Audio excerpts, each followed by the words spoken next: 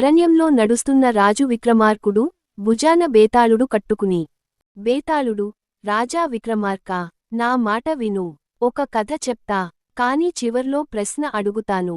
నీవు సమాధానం చెప్పకపోతే నీ తల పగలిపోతుంది. చెప్పితే నేను మళ్ళీ వెళ్తా నా చెట్టుపైకి. విక్రమార్కుడు, చెప్పు బేతాళా, నేను సిద్ధంగా ఉన్నాను.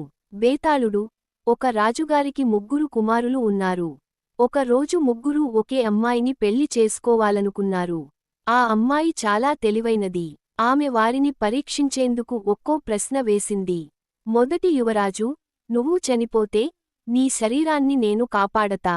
రెండవవాడు, నువ్వు చనిపోతే నేను జీవితాంతం ఏడుస్తా.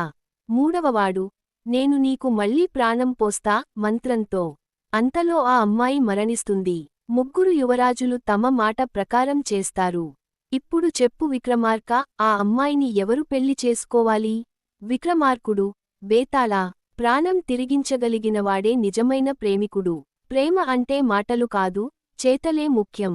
బేతాళుడు, నవ్వుతూ, హహహా, నీ సమాధానం నిజంగా సరైంది. కాని నువ్వు మాటాడిపోయావు కాబట్టి నేను మళ్ళీ చెట్టు మీదకు వెళ్తున్నా. బేతాళుడు గాల్లోకి ఎగిరిపోతాడు. విక్రమార్కుడు నవ్వుతూ వెనకే వెళ్తాడు.